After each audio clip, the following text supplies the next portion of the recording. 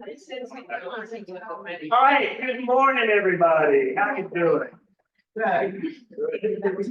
I haven't participated in this class before, so I didn't realize it was my obligation to get up here and kick things off. So that's what we're here to do today. So I appreciate y'all being here. I appreciate y'all giving me the opportunity to speak in front of this class on this topic. So as we start, I want you to know that there's some breaking news now at this point. Some of you may not be aware of it, but there's an election coming up in a few weeks. You probably haven't heard about it. It hadn't been in the news very much, so I don't blame you if you've missed that. And we tend to do these things every 4 years, and that's probably a good thing. Mark Twain once said that politicians and diapers need to be changed frequently, and for the same reason. Think about it. It's clear, however, that politics is no laughing matter. It's driving us apart. As a nation, we're becoming more and more polarized, and it's taking a really heavy toll on us. Things these days polls show that both Republicans and Democrats, the majority of both Republicans and Democrats, have either no friends or very few friends in the other political party. They did a poll back in 1960, and they asked people, would you have a problem if your child married somebody in the other political party? And 5% of people said, yeah, I'll have a problem with that. These days, that number is around 40%. 40% of people say they have a problem if their child marries somebody in the other political party. We live through it.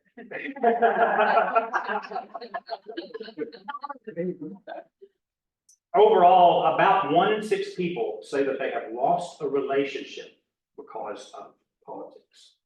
And we tell ourselves that this is all because we disagree on the issues. And I'm going to suggest to you that that's really not it. Sociologists have done experiments where they take a very liberal policy and they hand it to conservatives and they label it Republican position. And the conservatives love the liberal policy. Same thing with liberals. You give them a very conservative policy, but you say this is a Democratic position. They will love that conservative position. So the point is, these days, we're no longer choosing policies, we're choosing sides. The fundamental problem is that we have gone from thinking that there is something wrong with the other person's policies to thinking that there is something wrong with the other person. Just 8 years ago, in 2016, they did a survey, and 35% of Democrats indicated that they thought Republicans were immoral. That's now 63%. That same time, back in 2016, 47% of Republicans said that Democrats are immoral. That number is now 73%. Ask about honesty, and you get exactly that same result. So is it any wonder that we are dysfunctional in Washington these days? We literally no longer trust and believe in one another. And we tell ourselves, we're better than this. This is not who we are. Well, I have news for you. This is exactly who we are. This is baked into being human. Anytime we divide the world into us versus them, we invariably treat us better than them. The most striking example of this came from, not from a psychologist or a sociologist, came from a 3rd grade teacher in Riceville, Iowa, years ago. Jane Elliott was sitting in her class one day, and it's an all-white class. And one of her students came in, one of her 3rd graders, and he said, Miss Elliott, did you hear that Martin Luther King Jr. was shot yesterday? And she said, yeah, I heard that. And he said, why did they do that? And she said, well, it's about discrimination. Would you like to learn about discrimination? And the class said, sure, we would like that. So Miss Elliott took the class and she divided it up into 2 halves based upon eye color. She told the brown-eyed kids, you're better. You're the good kids. You're cleaner and you're smarter. She had nothing but criticism for the blue-eyed kids. Throughout the day, she gave the brown-eyed kids extra privileges. She let them be first in line for lunch. She gave them longer recesses, and she gave the blue-eyed kids no opportunities whatsoever. So no surprise, in a short time, the blue-eyed kids became depressed and started performing poorly in class, much poorer than they had been performing before. What amazed Elliott, though, was not the change in the blue-eyed kids, it was the change in the brown-eyed kids. They began mocking and demeaning the kids that they had previously been playing with. Jane Elliott said, I watched what had been marvelous, cooperative, wonderful, thoughtful children turn into nasty, vicious, discriminating little 3rd graders in the space of 15 minutes. All that it took to produce this brutish kind of behavior was for somebody to say, you're different, and that difference makes you better. So what do we hear every night on MSNBC?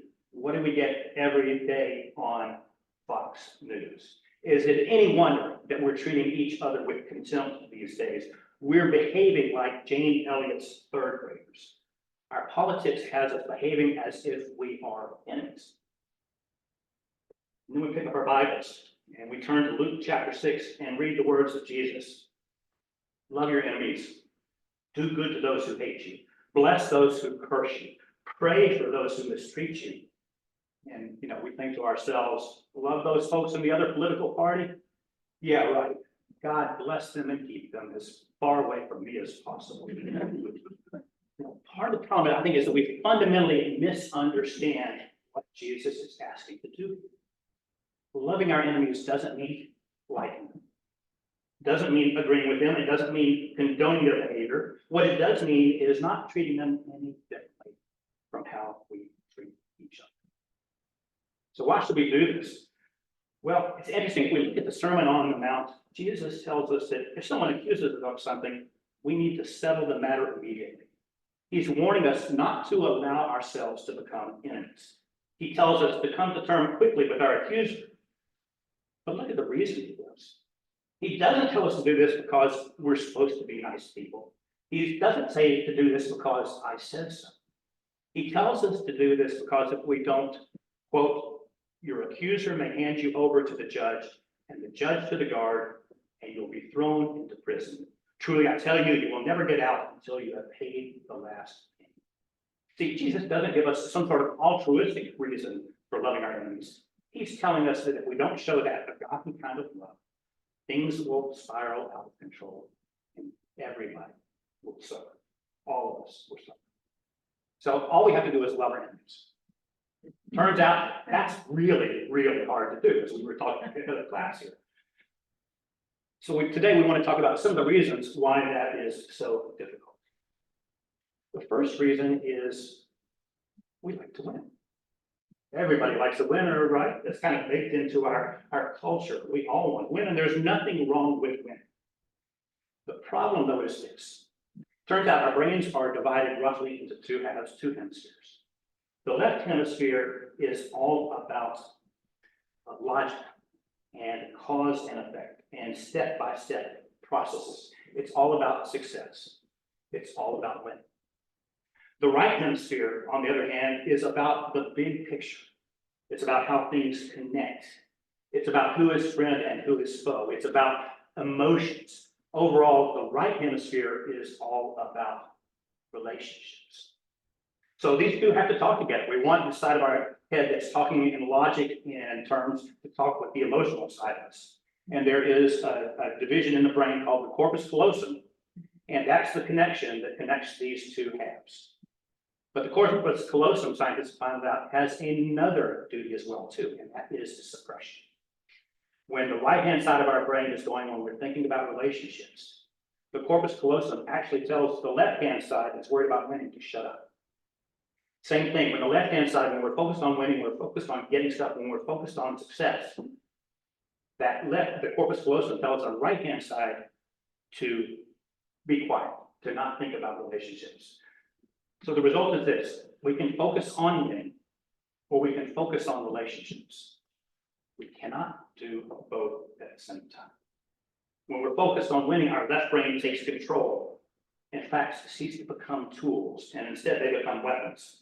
When the folks in the other political party throw facts at us, our instinct is to throw facts back at them. As a result, things spiral quickly out of control. Instead, Jesus gives us a simple solution. He says, turn the other cheek. So let's talk about that for a minute, because again, this is someplace I think we have some ideas about this. You see, Roman soldiers would backhand people who were beneath them to keep them in line, basically. That was their way of showing dominance. So if you got backhanded by a Roman soldier, you had basically two options. You could run away, or you could try to hit them back, which you probably wouldn't win anyway. Jesus says, no, there's a third option. You turn the other cheek. See, what happens when you turn the other cheek? If the Roman soldier has backhanded you the first time, When you turn the other cheek and invite another slap, the soldier has to do it with the palm of their hand. They reserve the palm of their hand for people who are their equals, not beneath them. So turning the other cheek is not a sign of weakness. It's not about backing down. Instead, what it does is it forces the other person to rethink the nature of the relationship. Even if just for a moment, it moves them from the winning of the left brain to the relationships of the right brain. And that's where hearts and minds have the potential to be changed. Turning the other cheek breaks the downward spiral of aggression that keeps us constantly fighting one with another. So what does that look like in a political context? What that looks like is curiosity. The next time you're in a political discussion and someone hits you with a bunch of facts, don't hit them back with a bunch of facts yourself. And don't run away from the discussion. Instead, turn the other cheek. Ask them to tell you more. Invite them to explain their policies in greater detail. You see, even more than winning, what most of us really want is the opportunity to be heard. So give the person on the other side that respect and that opportunity. Furthermore, it turns out that anytime we are asked to explain our positions in detail, that's when we find the holes in our own logic. You ask people their opinion about something, then you get to explain it in detail, then you ask them their opinion about something again, you'll find a more moderate answer. So actually engaging in this curious way, this idea of asking and being curious about the other side, really helps to bring our positions closer together. The second thing that makes it so hard for us to care about the fate of our enemies is our desire for justice. When we think about our political opponents getting away with something, some bad behavior, our need for justice kicks in, and we have this overwhelming desire to see the other side punished. It turns out it is really hard to love somebody at the same time you're trying to punish them. We want the other side to know that they have gotten way out of line. So we try to shame them for their policies. We demean them for holding the beliefs they hold. We want to make sure they get what's coming to them. And as we do all of this, we don't think of ourselves as mean people.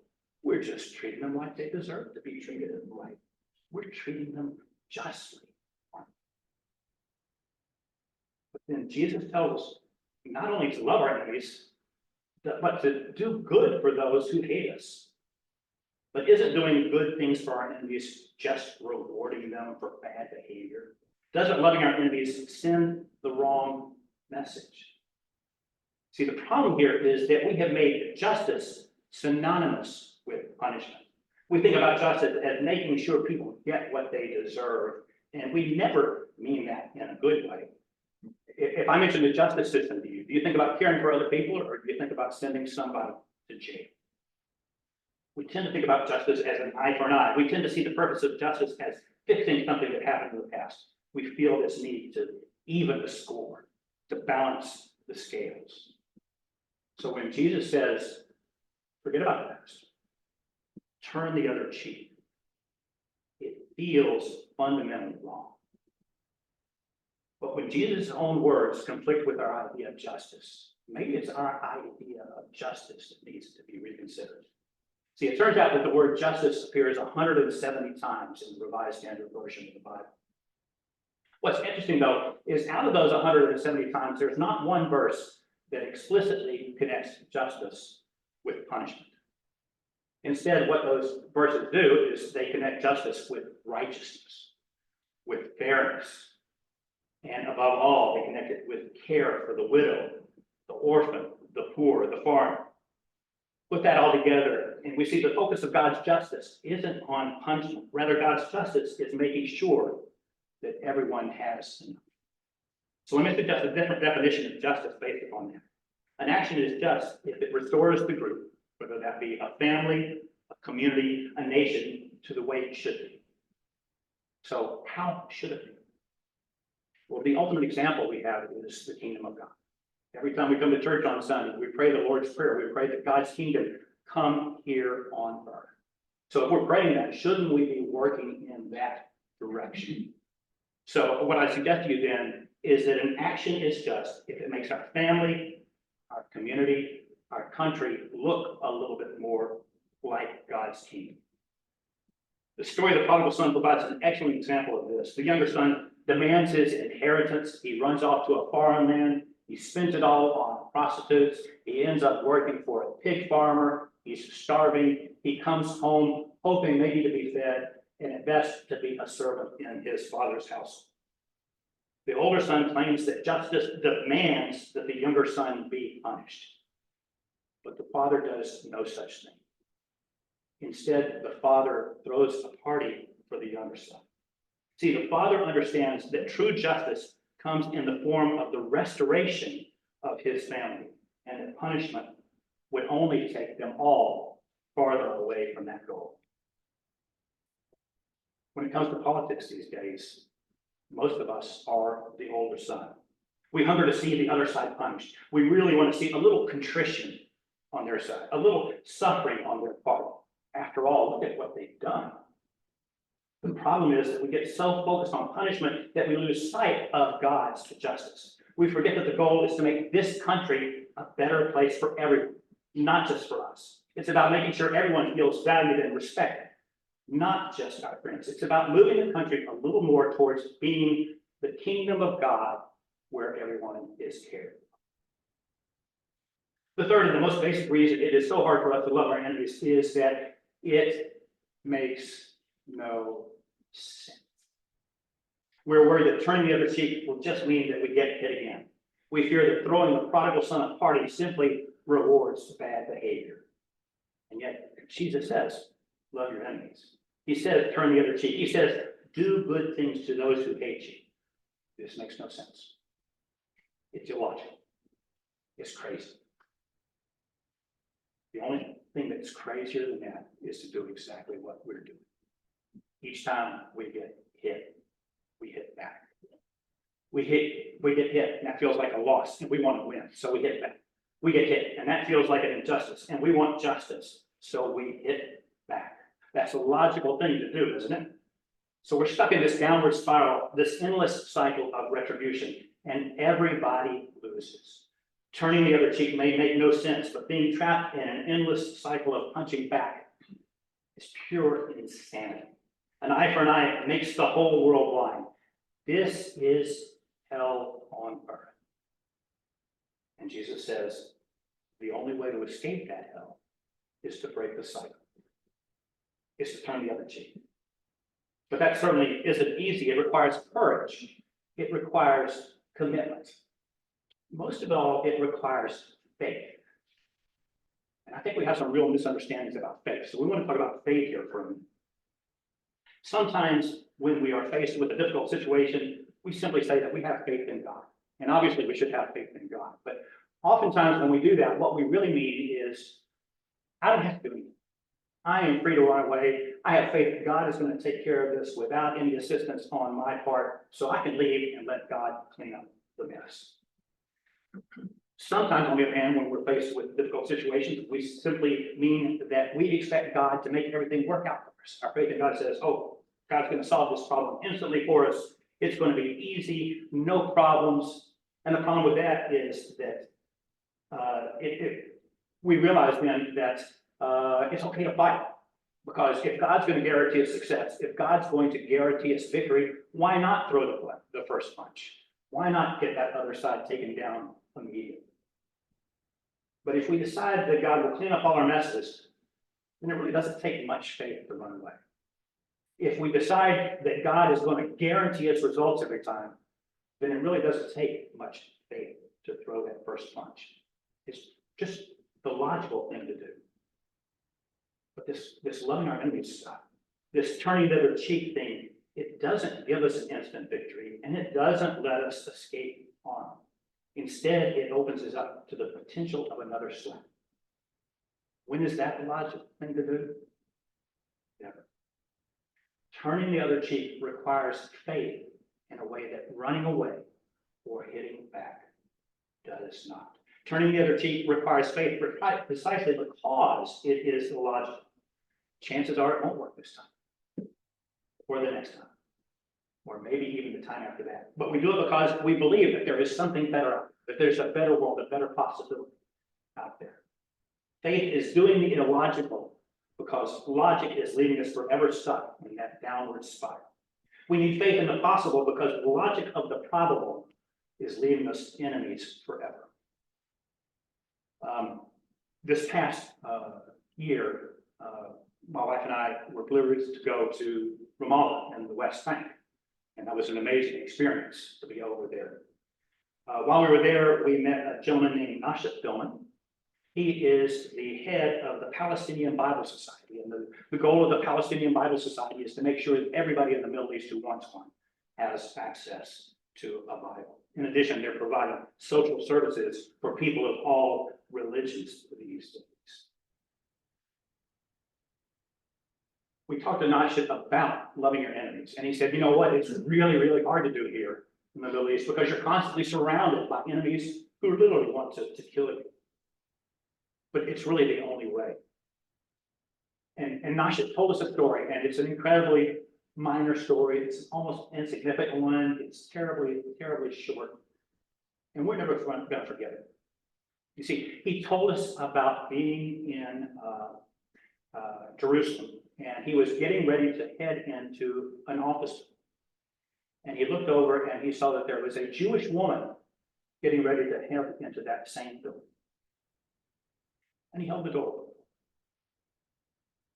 That's it. Inconsequential, completely meaningless for any other part of the world. But for an Arab man to hold the door open for a Jewish woman in Jerusalem simply wasn't done. Wasn't heard of. But you see, Nashif had faith. He did what was completely illogical in those circumstances. He held the door open. He did it knowing that she might turn away from him. He did it knowing that he might be ignored or rebuffed. He did it knowing that it might be a worthless gesture. But he had faith, and he did the illogical. He held the door open. And she walked through the door. And she turned. And she said, "Thank you." Now, I'm not foolish enough to believe that suddenly we've solved all the problems of the Middle East here. But maybe, just maybe, it's a start. I firmly believe that. Because a few weeks later, Nashif is at the same office with him. This time he's inside getting ready to head out. And his arms are full of books. He's struggling with his armload of books. And just by luck, that same woman happened to be there. And she sees him struggling. And she hurries over. And she holds the door open for him. If you remember nothing else that we talked about today, I want you to picture that image in your mind. This is the very essence of loving your enemies. It's not about feeling lovey-dovey. It's not about agreeing with them. It's not about getting into them. It's taking the time and the effort and the risk to hold the door open. It's about holding that door open, even when our desire to win, our need to punish, and our love of logic tells us that we should be closing it in their face. It's about having the faith to hold the door open, knowing that it probably won't work this time, or next time, or the time after that, but that if we do it long enough, that sooner or later, somebody may walk through that door and turn to us and say, "Thank you." It's about holding the door open, because there may come a time when we really need somebody to hold the door open for us, and there'll be somebody standing there ready to do that for us.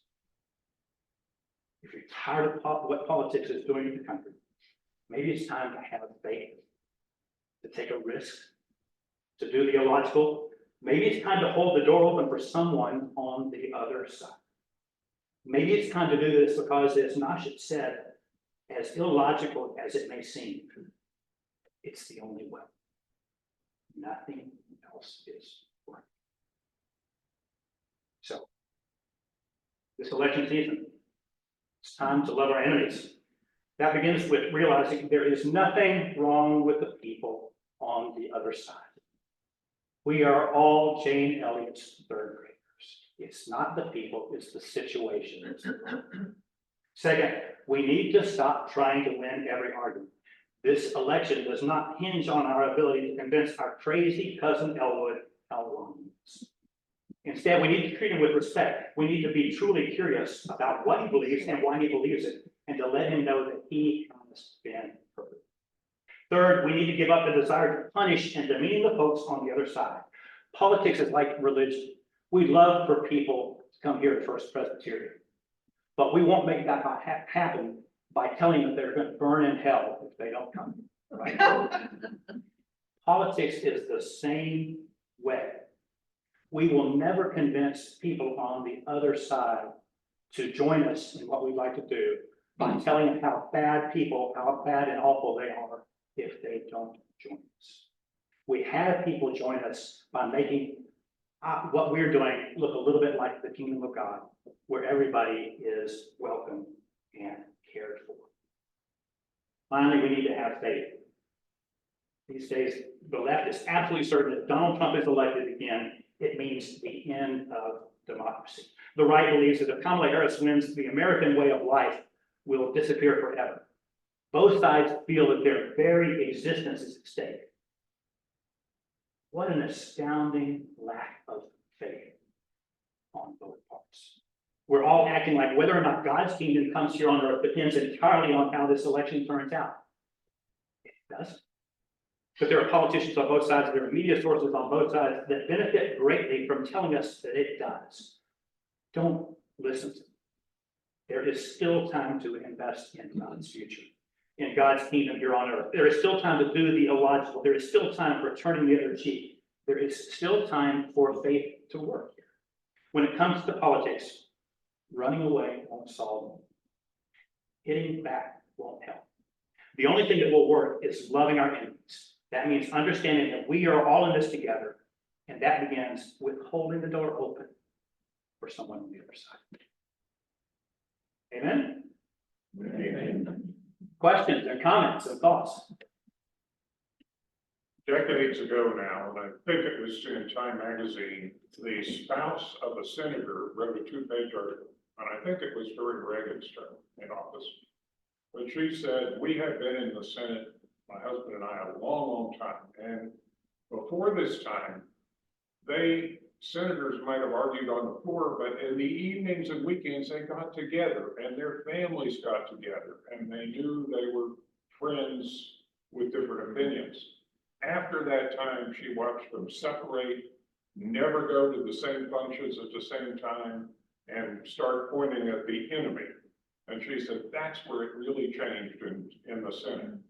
When people became enemies instead of just differing in the day and getting together at night. True. On the other hand, we can take the bigger picture as well too, and that is if you look back in the 1800s, the number of incidents of violence on the floor of the Congress was, close to 100 times that violence erupted. So I think we went through a period for a while, 30, 40, 50 years ago, when we got lulled into a sense of peace that maybe was not representative of the long term. So back to your point, though, it really is a matter of figuring out how we get past that divide, about how we don't try to hit back, about how we don't try to separate. We have to show that we actually understand what people on the other side are thinking and that we care about what happens to them, even if we disagree about how we go about doing it. Yes, sir. What about how politics has divided the church?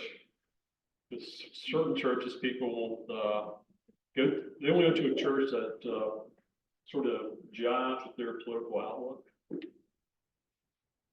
Yeah, I don't have an answer for that. Yeah.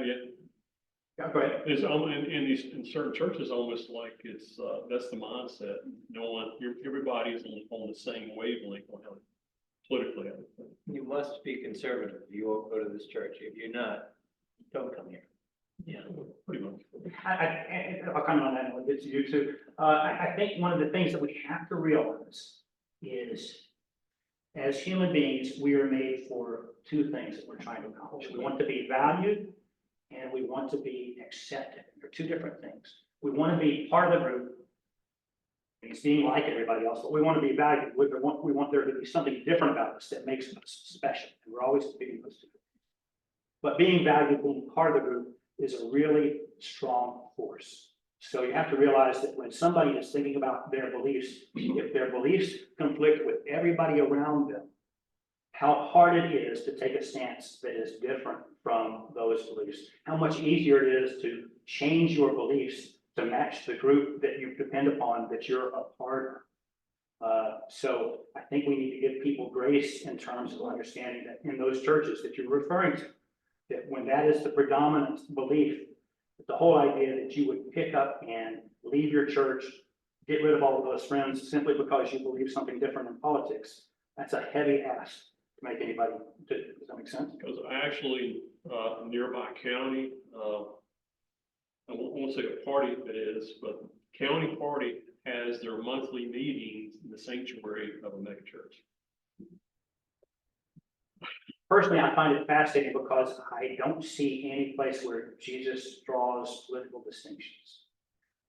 Let's start off with the fact that I also reject the idea that the church shouldn't be political in the sense that we're talking about political issues. We're talking about feeding the hungry. We're talking about care for the foreigner. All of these things are political issues. So the saying that church should be non-political is not it. But on the other hand, Jesus' whole point was in removing boundaries between us. So when being political means taking an us versus them stance, I think we've headed in the wrong direction at this point. That's kind of what I've been trying to promote here, is we got to get rid of that us versus them sentiment that leads to those kinds of divisions. Can you address how the third grade teacher deconstructed after the blue eye, the round eye? So we get things back for them to have that perspective, to be aware that they were treating folks differently than they had before. It's really interesting because what she did is after a day or so of this, she went in front of the class and she said, "I'm sorry, I got it wrong. It's the blue-eyed kids that are really special." And you would think that the blue-eyed kids, having been demeaned and mocked as the way they were, would go, "Oh, okay, we got to do better this time." No, maybe marginally a little bit better, but for the most part, they relished their opportunity to turn the tables and to stick it to the brown-eyed kids at that point.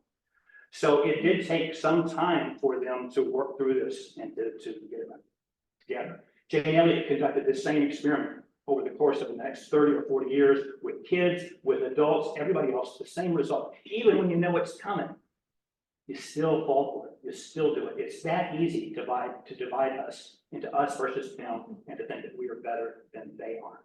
And finally, she stopped doing it because the ethics of performing this experiment became somewhat questionable. Do we really want to pit people against each other for the sake of making a point? I think Yeah. Go. We had an interesting experience several years ago. We took a bus trip up to New England to see the Leagues. We didn't know a single person from that bus except each other. And we thought, well, it'd be fun to go up, have a nice bus ride. And the first place that we stopped, we got off of the bus, and this woman ran up to me and she said, I could just tell you're one of those people that watch MSNBC. I've never seen her in my life. I mean, I didn't know what to say. I wasn't about to either say, no, I'm not, or yes, I am. I was just going to be in the middle. But after a while, she finally sort of apologized to me. And she said, I just get taken away with politics. And this was 3 or 4 years ago, before things got really hot. And it was before the pandemic. So it was really a weird experience. when we grew up, we had Huntley and Brinkley get on us for an hour and tell us what we needed to know. We didn't have shouting in our ears, all the time about what this is right and this is wrong. It's just, how are the youth today growing up with all this shouting coming at them and not forming enemies and people that they're afraid of and all that? Television. A good response to that would be, well, what makes you say that? Why do you see me as that person? And then you can have a conversation. I couldn't get away from her fast. I felt like I was being attacked. I grew up in a household where my mother was a Democrat and Republican, and my father was a Democrat. They would come home on election day and say, well, who'd you vote for? And they almost invariably canceled each other out and laughed. Yeah. I mean, it was just no big thing.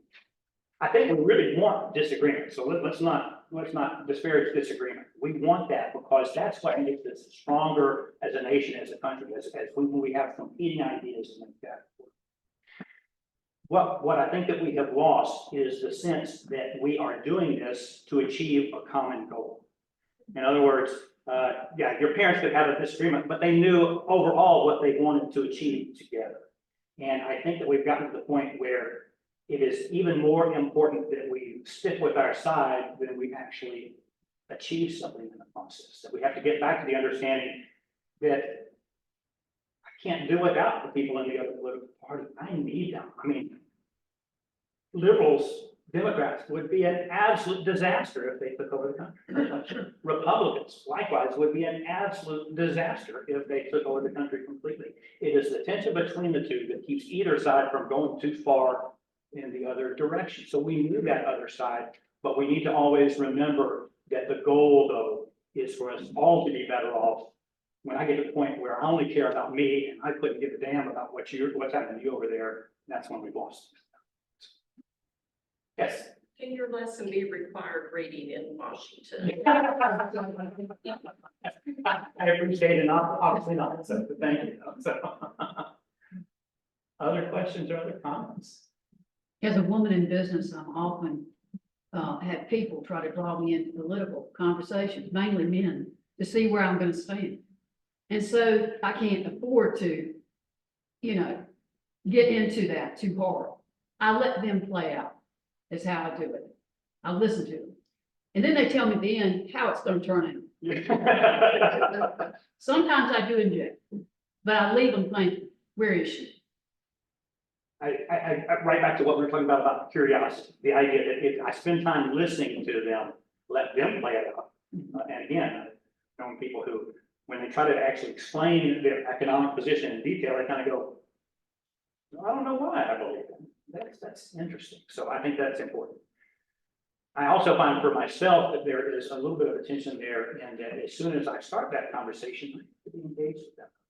And sometimes the energy for that engagement just isn't there. So it's difficult to find the right balance. I'm not suggesting that you go off and engage everybody the moment you leave this classroom and start having political discussions with everybody. But I do think that it's important that we find the right balance between letting our positions be known. I'm not trying to tell you not to state where you stand, but I'm trying to suggest that we state where we stand in the form of saying, now, here's what I believe.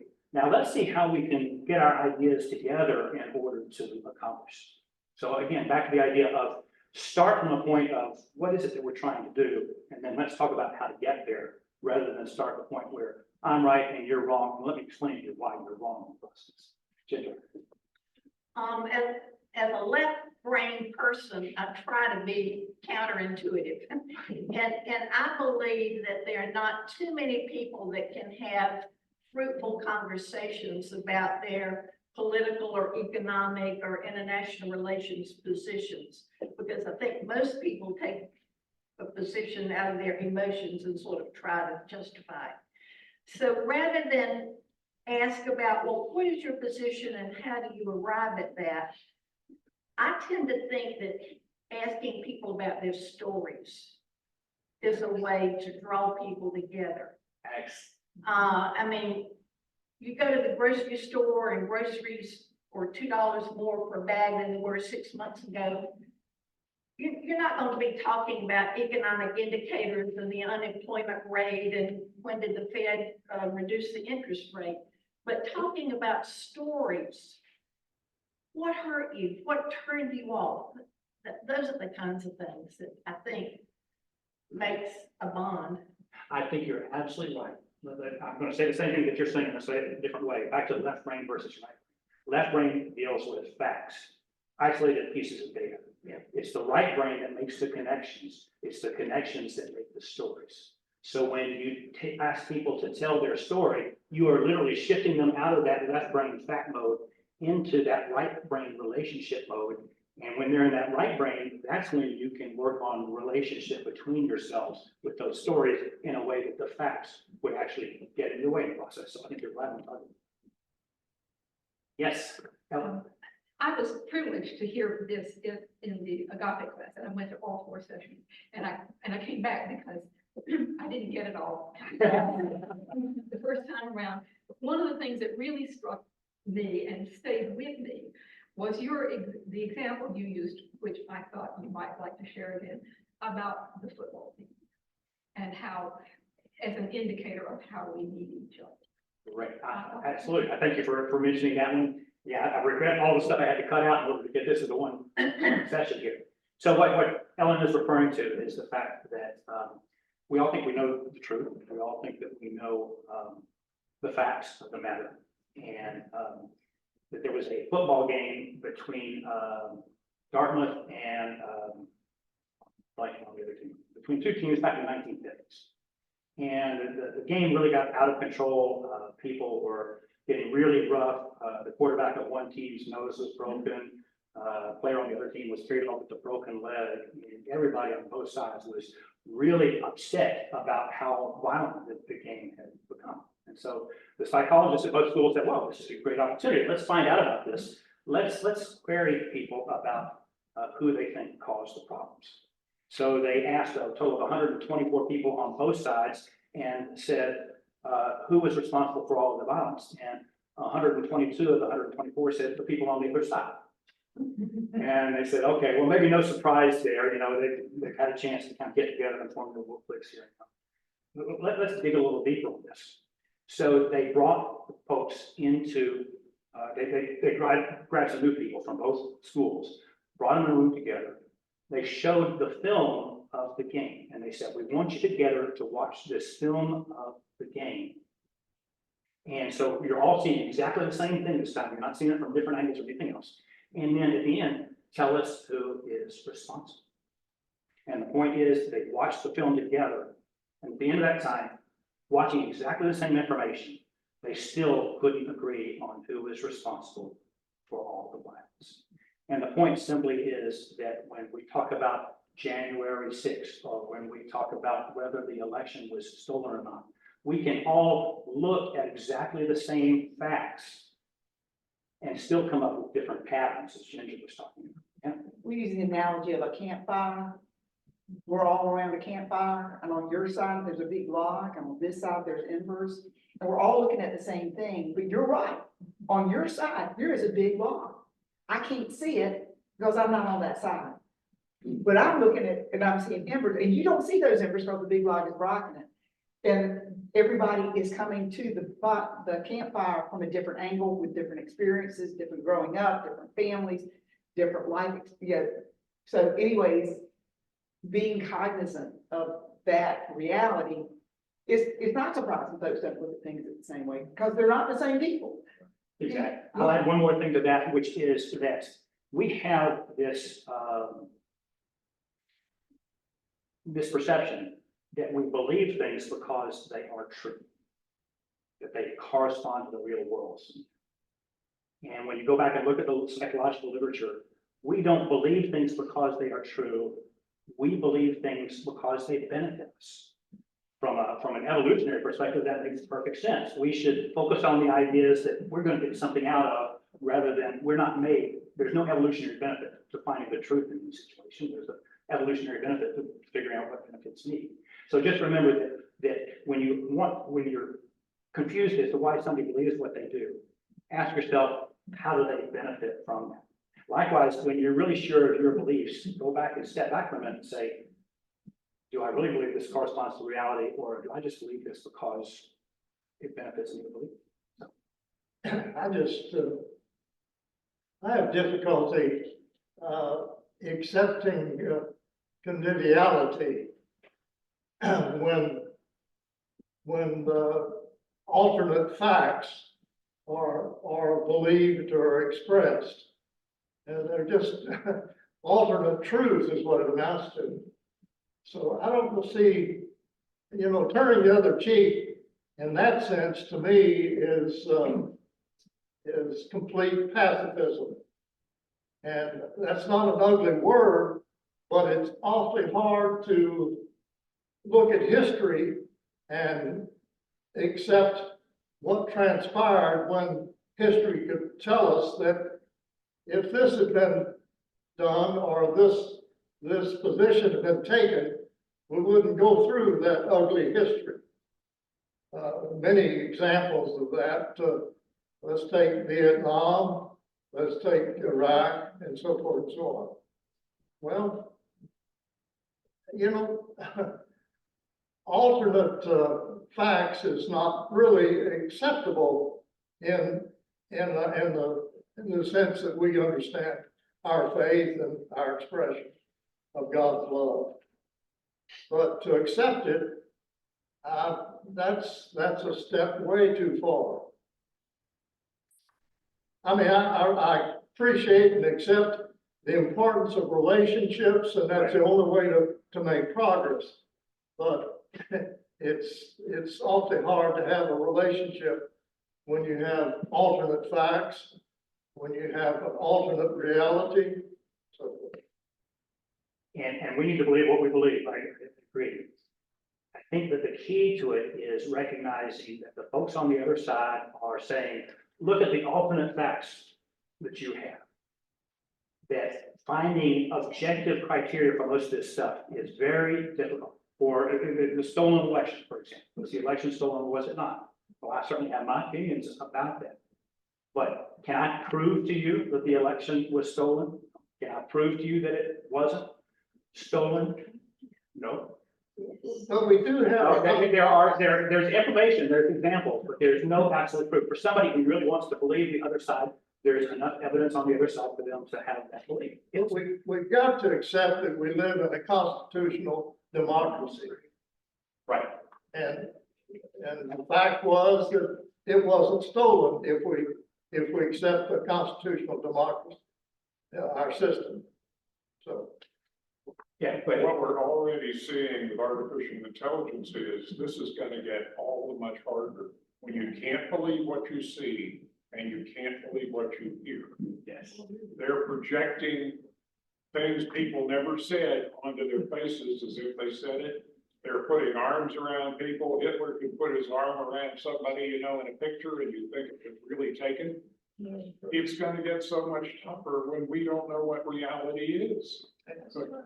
But I think, you know, going back to what Ginger was talking about, everybody has got good, everybody's got bad. Just depends on what you focus on. And if you focus on the stories, it's like making stew. You don't want all potatoes.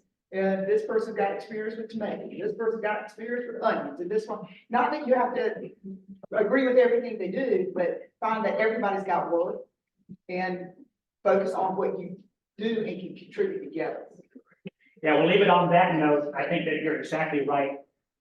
You can look for the good in people, or you can look at the bad in the people, and the problem with politics these days is that we have decided we're gonna find the bad people on the other side, find the bad in the other people. We need to start looking for the good that's on the other side.